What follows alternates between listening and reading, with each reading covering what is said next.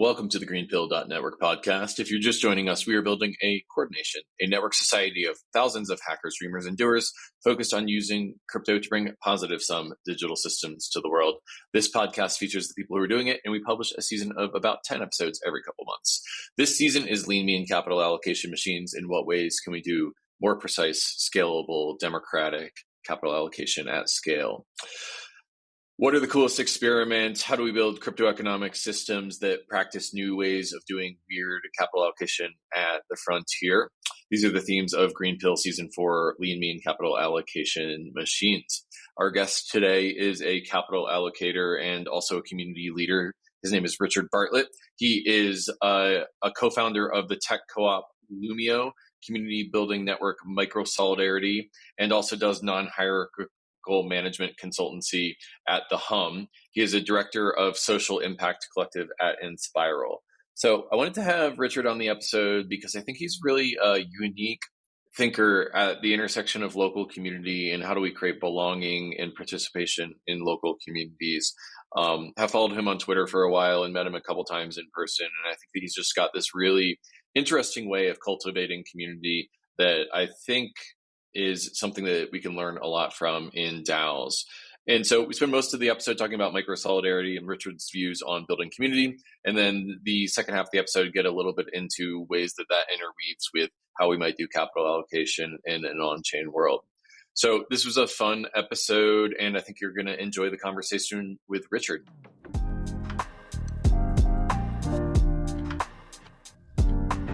Hey, Richard, how's it going? I'm very excited to be here. Very excited to have you. I've looked up to you for a long time. I think you're doing some really amazing work. Maybe we'll start with what is Microsolidarity and what is exciting about it for you? Microsolidarity is a community building framework, essentially. It's like a way of thinking about building community. Like, why would you do such a thing and how would you do it? It's a collection of practices and patterns and ways of thinking that I've collected from practical experience and from traveling around and meeting lots of other community organizers and identifying like what are the essential patterns that you really need to get right if you're going to enable a more communal way of living and working together. And it's exciting to me because I've seen in my own life, like in the story of my life, how the high points of my life sort of reflect those moments when I have a strong sense of belonging and a strong sense of like meaningful work or purpose or like making a contribution to something. And the low points in my life are when those things are absent. And I think of microsolidarity as like I'm an engineer by training. So it's sort of like a somewhat mechanistic way to produce belonging and purpose. And I think a lot of people need that. I think a lot of people are suffering for a lack of those things. And it's exciting to design social infrastructure that enables more people to access belonging and purpose. You know, it's interesting to hear the word solidarity and belonging. And could you sort of compare and contrast those two words and how they relate to each other in your work? So I didn't know what solidarity meant until I kind of accidentally became an activist during the Occupy Wall Street movement. I was living in New Zealand at the time, but Occupy took off there like it did in lots of parts of the world. And after I'd been participating in the movement for a few weeks, I got really interested in, doing the local thing in our city square in Wellington in New Zealand. And then at nighttime, getting online and connecting to all the camps around the world and hearing about their stories and sort of exchanging news and so on.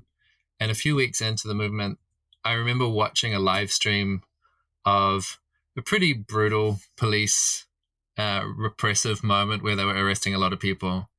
And it was the first time that I really remember feeling an extraordinarily intense kind of sense of empathy watching these protesters getting beaten up by the police and kind of feeling it as if it was, if not me getting beaten up, it was like my little brother or something, like really close, just this really intense emotional connection.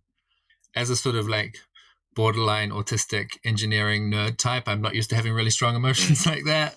And so it was this very gripping, like, holy moly, I really have such a strong sense of identification with these people. That to me is what solidarity is, the sense of like my identity kind of spilling out and including yours and vice versa. Like we are part of something. The thing that we're part of is more important almost than my individual identity. So that's the solidarity thing, this thing of being a part of something.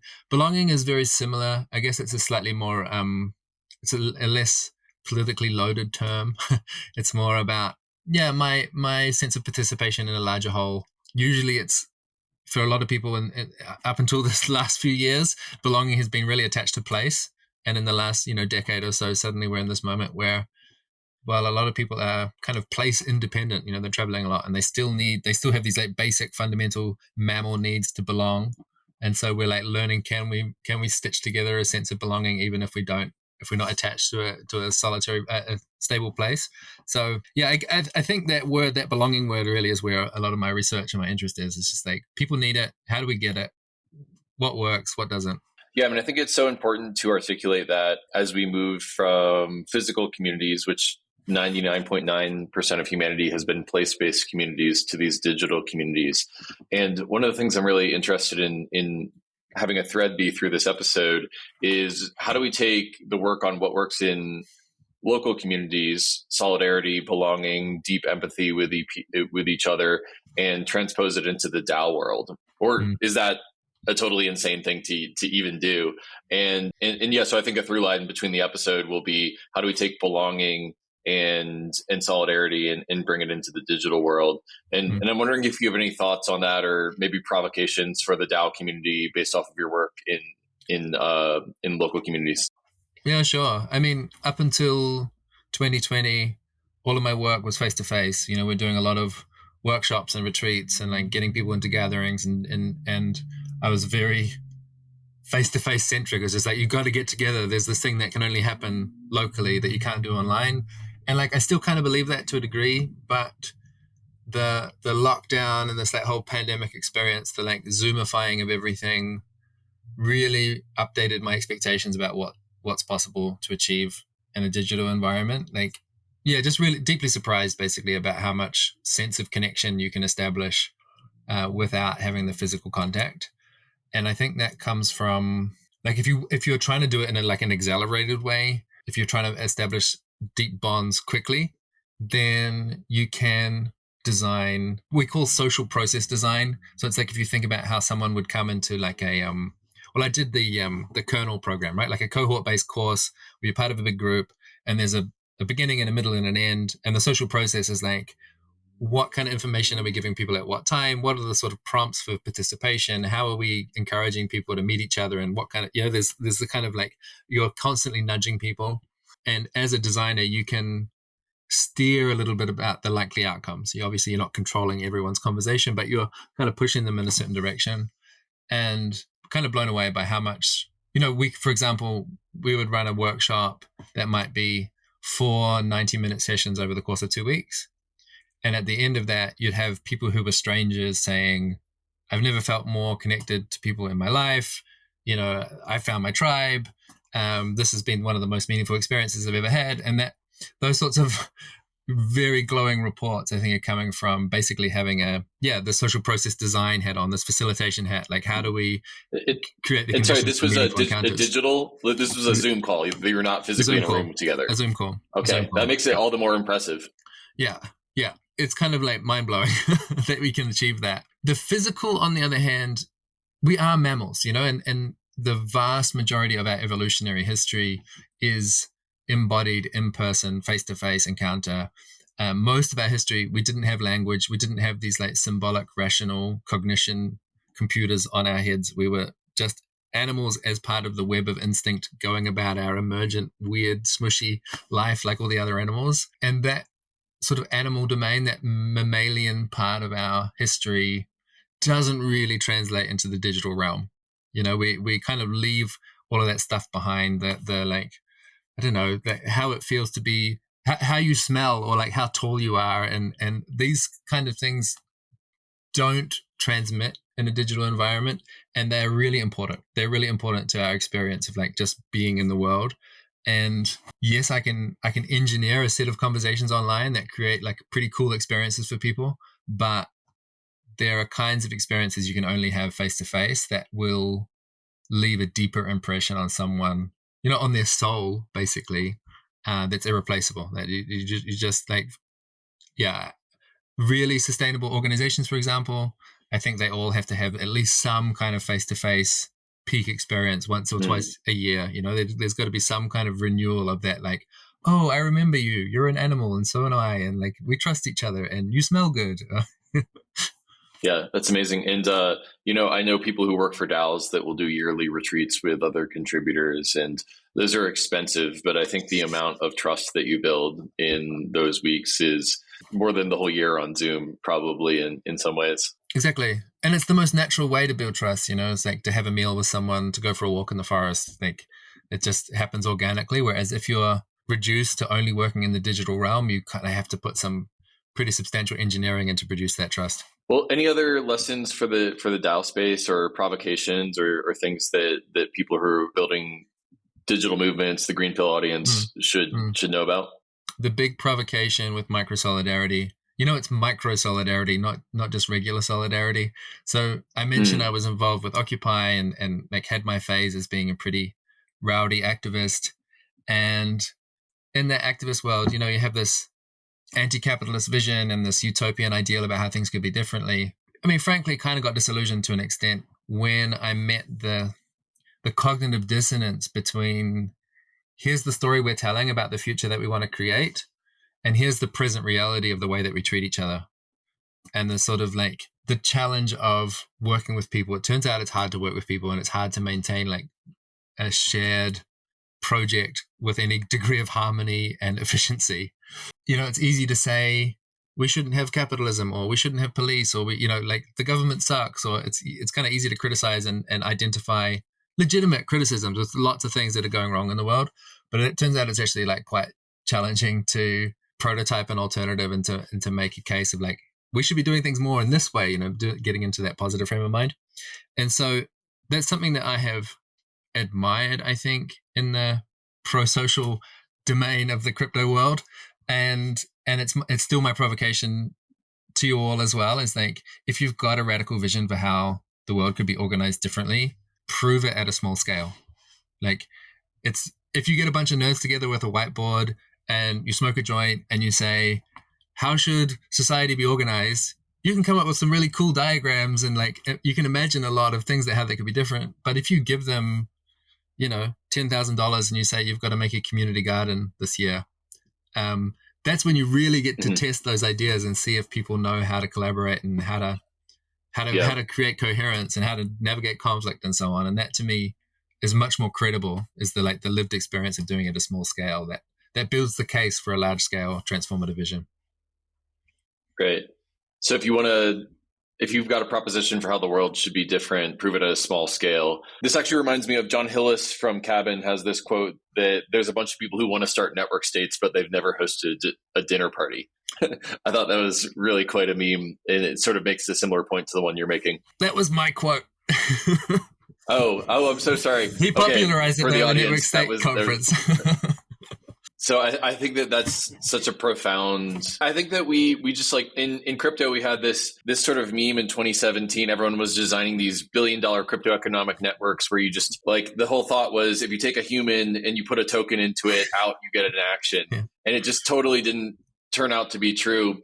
And I'm wondering if it's sort of related to this point about how we're more motivated by intrinsic things and emotionally than we are rational economic incentives, and proving it out at a small scale sort of can help you accommodate. Anything to add there? Well, just that when you actually try something for real, a real prototype with real people, what happens is your priorities change. When you're just dreaming in the imaginary on the whiteboard, you think like, I've got to really get the financial incentives right, or something like that. And then when you actually start organizing people and doing stuff together, you realize that, turns out this particular group of people doesn't really care about the money at all. And what they care about is how cool is our merch, or, that just you discover the actual complexity of what real people are like, and that they have different values than the oversimplified person that you imagine in your head does. And that all of your idealistic but simplistic ideas about human behavior turn out to be much less complex than the real, the reality, which is highly detailed. I'm curious to pull the thread of microsolidarity a little bit more. What's really exciting to you in the microsolidarity movement, and what else should we explore with respect to microsolidarity?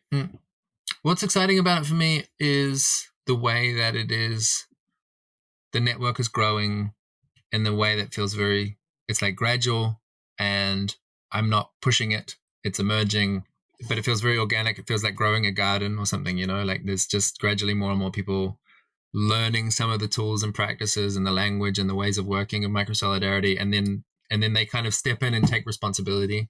So like watching that process unfold, that people are, I think a lot of people come because they have some sense like, oh yeah, this belonging and purpose stuff sounds good. I need more of that in my life. It would be useful to have a bit of frameworks or ways of thinking, but it would be useful to have some companionship. It'd be good to spend time with other like-minded people that are committed to like creating a more meaningful life for themselves. So people come in and they get some skills, and then they get that sense of companionship and that encouragement, like, oh, there's a bunch of us, we're all doing it together. And they leave like more like resourced or more capable to organize community in their local space.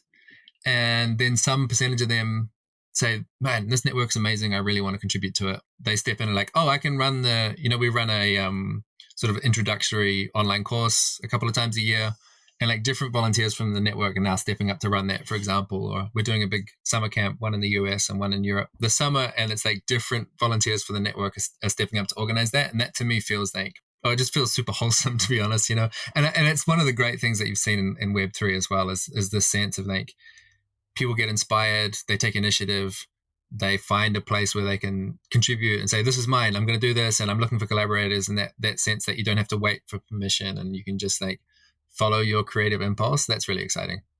I've got in my notes here that one of the core theories that you need to grasp about microsolidarity is that groups of different sizes are good at different things. I'm wondering if we can pinch and zoom on that a little bit. What's the smallest scale group that you usually start with, and how big do these groups of belonging get? Yeah, good question. Maybe it sounds abstract or mundane or something to say that groups of different sizes are good for different things, but I really want to...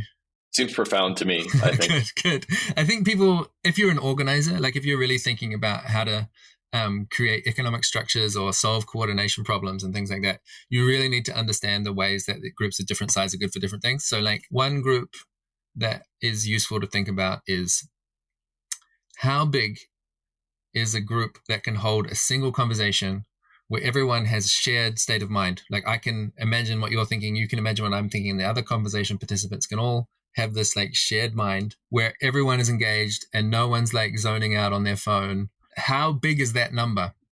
Because that determines the limit of what you can, how much coordination you can achieve without any like formal structures. And as far as I can tell, it's really small. It's like 4, 5, 6 people. And at that scale, you can become like some kind of like super organism. Like the best, like the sickest team, or like the most like thrilling conversation that you had late night after a conference. It's usually with these like really small groups where you kind of get inside each other's reality, and you can each have you're like the Avengers, you've each got your superpower, and it adds up to this coherent whole. That's what in the microsolidarity language we call that a crew. And part of the theory is like one of the highest leverage points for having a good life and being able to make some useful contributions to the world is whether or not you've got your crew. And if you've got your crew, you can kind of do everything and you can solve any problem. And if you don't have a crew, then you're in a really fragile state, and you might do well for a minute, but you're not going to be very resilient. So it's a big focus on like, we just need people to find their crew, and we need to go through like this sort of informal dating process for people to find their crew. And then the next order of scale is when you start thinking about the Dunbar numbers. The Dunbar number that most people are familiar with is 150. And this is like broad strokes, I don't mind if it's 120 or 210, it doesn't really matter. But there's a number where everyone in the group, without any kind of artificial constructs, without a spreadsheet, without a ledger, they can all have a rough sense of who owes who what, who's a member in good standing, who's, kind of like not really pulling their weight. Like there's a group size where everyone can kind of we have the organic hardware to keep track of that stuff intuitively.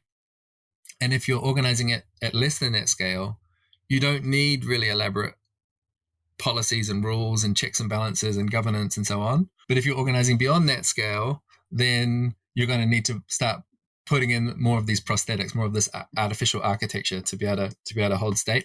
So these kind of things, it's like if you don't have a grip, if what I call the scale literacy, like if you don't have a grip on what these different sizes of groups are good at, you wind up with very confused thinking. You take what would be what are some principles for designing a currency or some kind of meta governance protocol that works for 1 billion people? Okay, good. That has nothing to say about how we should structure our conferences or our, small gatherings and things like that. Like they're really different domains. And yeah, I see some sloppy thinking about like, oh, we want a trustless protocol for dealing with currency. Okay, but that doesn't mean I want a trustless protocol for how do I collaborate with you. So just to restate what you said, the levels of scale within these communities are self, and then I see on your website you've got a level called partnership, and then crew, and then congregation, and then the one above that is a crowd. And a congregation can contain a crew, mm-hmm. which can contain many selves. Mm-hmm. And so it's sort of like a fractal layer of thinking about these things. And, I think for me, it's just interesting to think up and down the stack about the ways that you create belonging in a partnership might be different from a crowd. And, the takeaway for me as someone who's designing capital allocation mechanisms and ideally DAOs is that the scale that you have to coordinate as you go from a crew to a congregation to a crowd is going to evolve, and there's going to be some sort of like prosthetics that you're going to have to put in as you scale to sort of manage that scale. Do you think it's completely different at each stage, or does it just sort of evolve as you're organically adding more people? I think like my mental model, it kind of extends really, really large to include the entire cosmos and really, really small to include like subatomic particles. And so like if you think about your body is composed, you've got like molecules and then cells and then tissues, organs, and then systems, and then you've got a body. And then those bodies get together and they form human groups and they get larger and larger. And then eventually you get sort of like all beings or like all sentient life or just like all of existence. You've got this like fractal that goes infinitely large and infinitely small. Tissues are different from cells, and cells are different from organs, and organs are different from bodies, but they're all interacting with each other. They're all mutually entangled with each other, and the boundaries between them are not clean and straightforward. And in the same way, I think this is maybe we get a little philosophical, but my sense of like what an individual is, it's like quite blurry in the same way that the distinction between a tissue and an organ is kind of blurry. Like, yes, you can see they've got different functions and they've got different architecture, but they're kind of inseparable in a way. So that yes, moderately trippy way of thinking about an individual as being composed is like basically it's a collective. Like every individual is a collective and is like composing collectives larger than itself. There's a way of like being a harmonious participant in a collective, and that's the pro-social way, and then there's a way of like making a mess and not cleaning up after yourself and being a free rider and polluting the ecosystem. And that this idea of you can be pro-social or you can be antisocial, like that applies as an individual and as a community and as an organization. And my hope with Microsolidarity is by zooming down to the small scale, we can focus on like, how do I be a pro-social member of a collective at a really, really tiny scale? What's asked of me, like what kind of skills, what kind of values, what kind of character development do I need to have? And that might inform the organizations that we build and the societies that we build. But if I can't prove it, if I'm not a like good friend and like a decent collaborator at the scale of 10 or 20 people, what business have I got to have opinions about how society should be done differently? Yeah, so what I heard there is that there's sort of like this holonic structure all the way down from a single particle to atoms to molecules, pieces of cells, tissues, organs, and then you get into people, families, communities, what you would call crews and congregations, state, country, planet, and then you're getting up to star systems all the way up to the universe. And there's sort of like this holarchy, which is many holons, many levels of scale that are all embedded within each other, and that they sort of contain each other, but the metaphors break as you go up and down the scale structure. And there's also this interesting dynamic of a dualism between the individual and the collective and the private and the commons. And at some levels, there might be centralization. At some levels, there might be decentralization, mutualism, elitism, or like the dualisms that we're playing with up and down the stack. And so, I think it's first off, like, this episode's mostly about microsolidarity and the part of the stack that's between one human and a congregation. But it's interesting to have a theory of the entire holarchy from a particle all the way up to the universe. And so you're kind of blowing my mind a little bit by thinking about that. But I can't even form this into a question. Where should we go from here? Maybe a useful point to get a little bit zoomed in on is there's a chapter on the Microsolidarity website where I've kind of written up a bunch of theory, a bunch of essays. Like, this is kind of how I think about the world. And one of them, I zoom in on, you named it partnership. So the difference between partnership and domination, and that I am trying to hold like a big tent. I really don't want to prescribe what people's politics should be, but you've got to sort of have some boundaries. You've got to have some sense of like, what are our values here? Like, who are we actually pulling together? And the sort of biggest tent that I've subscribed to, that I feel really committed to, and that feels sufficiently inclusive and sufficiently exclusive, is this whole framing around partnership versus domination. So this is language that I've borrowed from Rian Eisler, who's a pretty rad theorist, and there's links to her on the website. But domination is basically, in the crypto world, it's often just isomorphic with centralization. So domination is like coercive use of force. It's censorship. It's like might makes right. It's the person who has the most weapons is the one who calls the shots. And we see it at the micro scale about how two people interact with each other and how I can try and assert dominance over you, up to the international scale about how different countries treat each other. And then the converse of that is what we call the partnership mode, which is where like people are different, but our difference is a resource, like a source of hybrid vigor, like an opportunity to learn from each other and to exchange based on our different strengths. And like, at its best, you see this kind of partnership paradigm playing out in the marketplace, where people are doing this kind of like free exchange and free association. And it's like, hey, how interesting that we're all different and we can be peacefully different. And instead of like trying to make this ranking of who's the most best, most important, strongest, most violent, most domineering one, we can, instead of operate in that ranking mode, we can be in a linking mode where we just look at all of our different traits and like find interesting combinations and build networks. So that is kind of the project of Microsolidarity, is like, as people who have mostly been operating in the domination paradigm, like most families are structured that way, most schools, most economic systems, most institutions are operating in a domination paradigm where there's like a small group of super empowered people that kind of call the shots for everybody else. Like, how do we transition out of that and into partnership where like everyone's respected, everyone's important, they're all different, but they've got some kind of fundamental dignity, fundamental entitlement to their sentience and their freedom and their gifts and so on. So like, that's partly a psychological project, it's partly a cultural project, it's partly an economic project, it's partly like, how do we design our organizations? That's the game that I'm up to. And I name it here because in the broad church of crypto, it feels like there's like multiple competing strands of like political narrative. And that's one that I really want to propose to people. Like, are we on the same page here? Are you kind of like, yeah, let's not do domination, let's not do coercion, let's do partnership? Because if you are, that's kind of like, that's a big church that I want to be part of. Yeah, I'm curious to hear from you. Like, how does that land based on your knowledge of the ecosystem? Like, is that the game we're playing?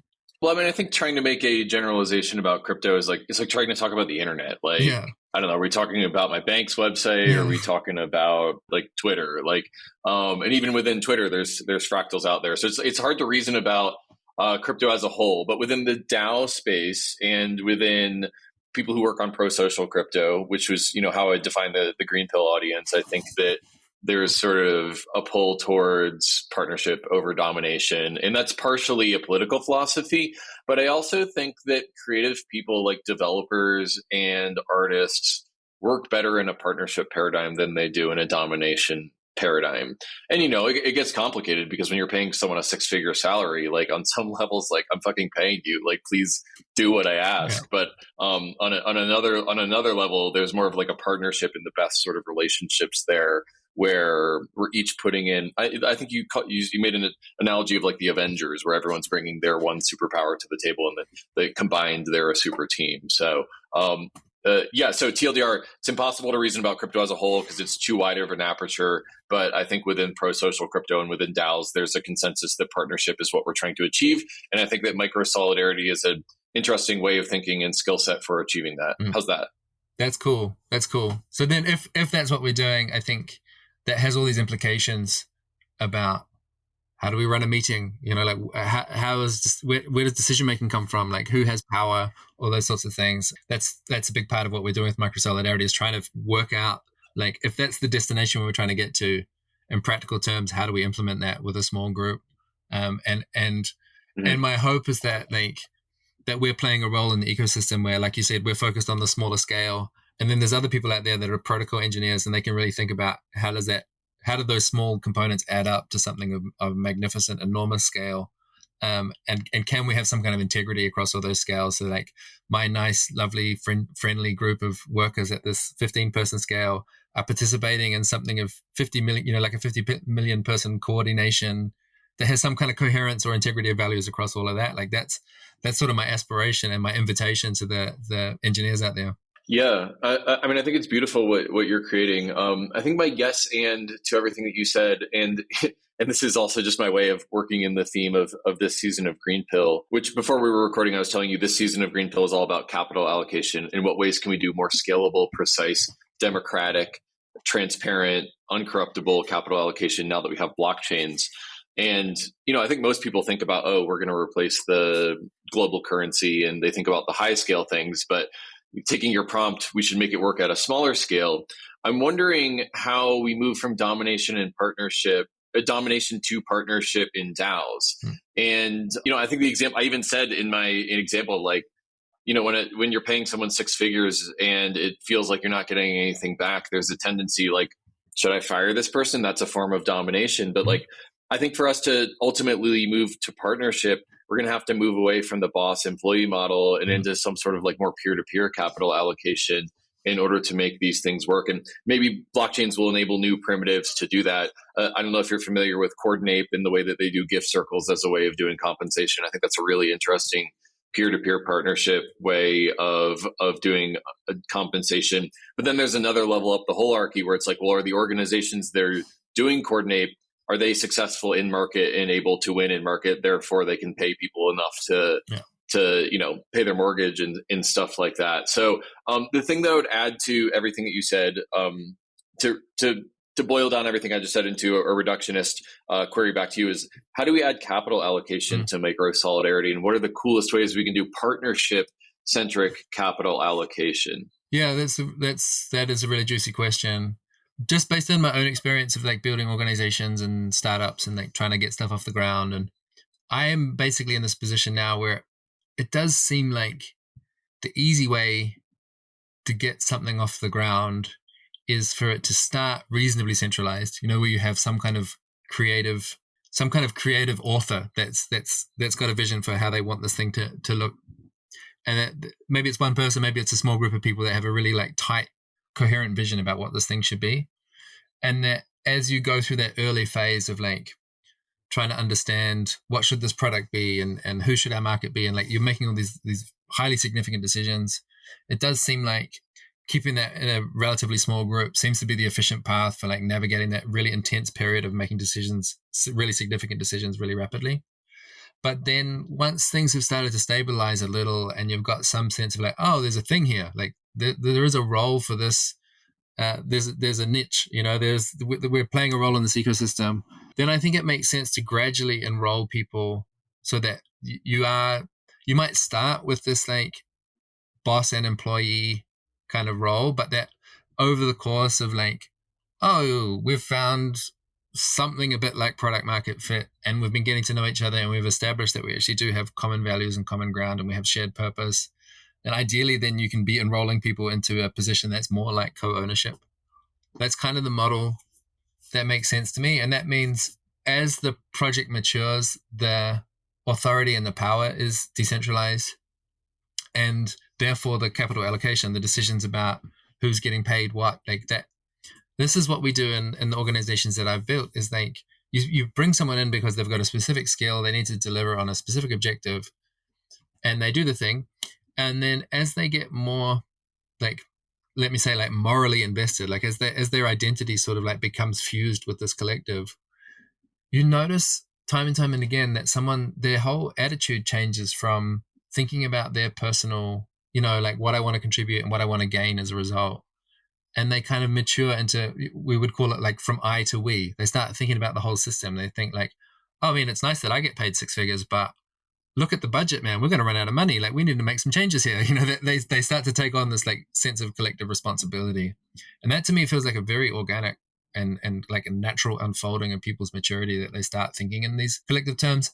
So that approach is what's worked in the small companies that I've built, is like gradually enroll people into a state of co-ownership, and then just basically we share the responsibility. We're all adults here. We have all access to the same information. And we, like for example, with my startup Lumio, there was a point where we had a bunch of funding, and so we employed a bunch of people, and then the funding dried up. And because we were operating as co-owners rather than as a couple of owners and then a bunch of employees, we made that decision collectively. Like, what are we going to do that we won't be able to keep paying these employment contracts in the next quarter? We just negotiated as a group where everyone was equally responsible for what we're going to do. And the decision at that meeting was, we all agreed we're going to cancel our employment contracts today while we've still got money in the bank. And then tomorrow we're going to elect a subgroup that's going to figure out what the next steps are. And that sense of like mutual investment in each other's, real material needs, and like what's the best thing for the project, and how can we do the best with what we've got. Like, doing that as a group to me is like so much more, I don't know, like wholesome, or it just felt good to do that, compared to like if I was the boss and I was firing people and deciding this doesn't it just doesn't feel right. And so yeah, the hypothesis is, if we can, I mean, we're learning how to do this. If we can learn how to do this in our small organizations, then yeah, maybe it does start to add up into something of a more substantive nature, that it's not just a marginal sort of like freaks and geeks on the edges doing these weird experiments. What I think I admire a lot about you, Richard, is how you're eating your own dog food. I mean, this company Lumio that you founded, the fact that you have sort of gone through and put a these practices in place and have been through some really tough times and worked through them because of that culture you've created. I think it's really cool. Like, I love talking to theorists. I love talking to people who do stuff in practice, but the people who can connect the a priori theory and the empirical stuff is, it's rare. So thank you for that. And then the second thing I wanted to say is, I just wanted to reflect back that I have an experience of trying to decentralize a organization. The project I founded, Gitcoin, went from being a company to being a DAO in 2021. And wow, what a chaotic process it was. Not only trying to rebuild our product to be decentralized, but the governance, I think we just didn't know what we were in for at all. And, we tried to do it at the scale of, I think there was something like 40 to 60 contributors to Gitcoin, the Gitcoin DAO. And we had a lot of real troubles in 2021 working together, figuring out ways. There was a legacy of sort of a hierarchical company of which I was the CEO, and my co-founders, and that relationship had been stressful at some points, and it was hard to reset in a decentralized way to each other. I think that there's like fiefdoms that developed around the ways the capital flowed, and then people weren't sharing context and they weren't working together. And so I just want to, be honest about that experience to the audience and to you, but also what I admire to you is that you started small and you had a culture that was sort of already pre-baked when you hit that funding moment. And it seems like it really worked in a way that was less chaotic than the Gitcoin example was to me. And the thing I want to reflect back to you from the Gitcoin example was that I think that one thing that I didn't anticipate was like, there's not only the relationship of a power relationship of dominance and partnership, but it's also context. Who has context for what? And are they sharing that freely? And in a world where we are employing software engineers or designers, sometimes one little juicy bit of context is the difference between a project being successful or being a failure. And so, yeah, I mean, what do you think about information asymmetry and context hoarding, and how do you solve for that in your organizations? Yep, that is a critical piece of the whole power infrastructure, is who knows what.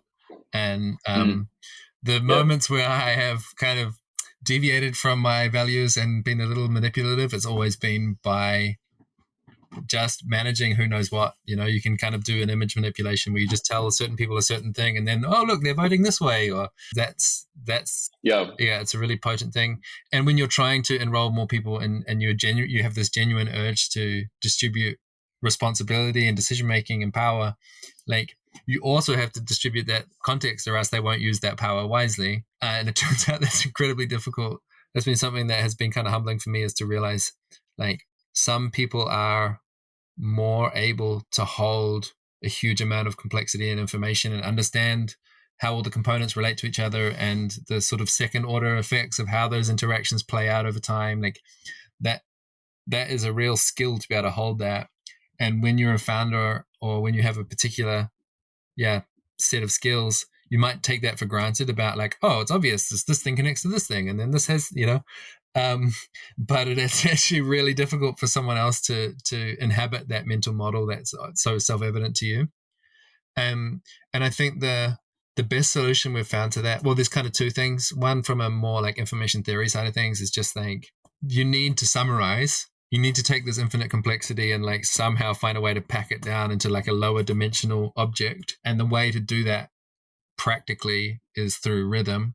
So that means, like, okay, in a busy organization, there's going to be infinite number of things that you could possibly be aware of. But how do we like use people's time and energy efficiently? Is, okay, at Friday, at 4 p.m. there's an update, and it's got the snapshot headlines of all the important things that happened that week. And it takes you 3 minutes, and you're going to go and read on the Discord, and it's like, I can scan through and get the thing that's important to me and ignore the rest.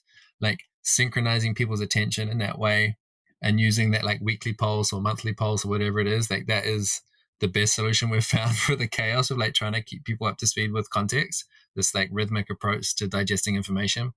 And then the other aspect of it that I wanted to highlight is, it's kind of about creating more founders. So that means, I mentioned in the Microsolidarity network, we run these online courses, and I helped to build the first iteration. And then on the third iteration, we got other people building it and running it themselves. And like, I get out of the way, and that way they get to have the embodied experience of what is it like to lead one of these programs. And they really start to pick up all of the details, which you can't transmit in a document or a newsletter or a wiki or anything like that. So like, really finding opportunities to throw people in the deep end and have the lived experience of what is it like to run something, and to have some kind of staged process of like, okay, you've run a course, or you've run 2 courses, now you can run a retreat, like having a developmental pathway that's kind of laid out in a linear sequence that makes it a lot more digestible, rather than going from 0 to 1. Well, I've got more questions, and I'd love to keep exploring the design space with you, but we were running out of time. I'll ask you the final question that I ask all my guests, which is, if you were maximally successful, how does the world change in, let's call it 10 years from now? So take us 10 years into the future, 2034. What does your work look like, and what kind of change have you had on the world? That's a happy question. I think if I'm maximally successful, there is many more people who know they know what their work is in the world, and they know who their people are. So this thing that I'm seeing at the moment, with a lot of people feeling really lonely and isolated, a lot of people feeling like they're working on meaningless bullshit, like that's a kind of like weird thing that happened in the past. It's like, wow, that was so awkward at the beginning of the century, that everyone was lost and didn't know what they were doing. And now, how good, everyone is like got their own virtual village, and they know what their role and what their contribution is, and they're like, we kind of solved that problem. We solved that. We found the cure for loneliness. We found the cure for meaningful work. Like, that to me would be the good state that we get to. And the sort of like the ... of what happens after that, to me, is that we have a much more, in our societies, we have much more capacity for pluralism, that people are much more able to like tolerate difference and just be excited about that weirdo that lives down the street that's got a different set of values than you, because you're not threatened by them. It's not like you have to somehow undermine them to like look after your own identity. Like, you're firmly embedded in your own culture, and you can celebrate the other people down the street that are embedded in theirs, and that we've got much more capacity for holding the pluralistic diversity of what real human beings are like. And then, what does my work look like in practice? I mean, we're just started the process of fundraising to buy a retreat center. So in 10 years, there's a network of retreat centers and community hubs and like small kind of micro co-living spaces where people get to drop in and get that embodied experience of what is it like to live in the partnership paradigm. What is it like to be around a bunch of responsible adults who know how to have fun and like take care of each other? You can already see glimmers of this, if you're lucky and you're in the frontiers, you can kind of see this at the edges, but that this is much more normalized, that maybe you leave high school or something and you're like, I don't know what to do. Well, you go and you drop into one of these hubs and you spend 3 months there and you get really inspired and challenged and you get in touch with what's important to you and you get lots of good contacts and you're like, I know what I'm going to do. Yeah. Is this too reductionist? I feel like you're like a belonging maximalist. You're trying to create more belonging for more people. I'm cautious about maxing on anything because I think if you go too hard on belonging, okay, you wind up with fascism. So that's why I'm always like, there's all these like countervailing forces. So it's like belonging and pluralism, like the kind of belonging that enables everyone to have their differences, like that kind of belonging. Yes. Meaning maximalist, maybe. Yeah. So if there's a 2x2 matrix where one axis is belonging versus loneliness and the other is domination to partnership, you're like a partnership-based belonging. Well, you said you don't like the word maximalist, fill in the blank there. Yeah. I'm in that quadrant. What is there anything I didn't ask that you want to say? Nothing comes to mind, just that it's exciting talking about this stuff and knowing the context that you're coming from and being like, yeah, let's do it together. Like, I'm excited about the community organizing stuff and knowing there's people out there building new institutions and new technologies. It's like, let's each play our part in the Avengers. Yeah, it's very thrilling. It's very scary, but it's also very exciting to be on the frontier. And part of the reason I started this podcast was to give access to the people that I have access to as many people as possible. There's so many people working on creating more of a pro-social future at the frontier. And I think the more that we know about each other and support each other, the more successful we'll be. So hoping to play a small part and admire you a lot, Richard. Thanks for agreeing to do this podcast. Hey, thanks so much. And let me do a sort of partly an offer and partly a plug, which is I really love helping people debug their weird collaboration challenges and like, how come my DAO doesn't work? And like, how do we do governance? So if you go to my website, richdecibels.com, you can book me for advice. And if you can't pay, then we'll do it for free. And that's fine because it's enjoyable. Amazing. Yeah. Check out Richard's website at richdecibels.com. And we'll also have a link to Microsolidarity.cc, which is got some really good stuff on it as well. Yeah. Thanks again for agreeing to do this. It's my pleasure. Thanks for having me. You just heard from Richard Bartlett. I'm really excited about Microsolidarity. Thanks again for listening to the GreenPilled.network podcast. Again, this podcast features the people who are building a coordination, a network society of thousands of hackers, dreamers, and doers using crypto to bring positive sum digital systems to the world, like Richard Bartlett, like Microsolidarity. If you enjoyed this episode, then you can collect it on chain. Go to pods.media to find all episodes and to start collecting.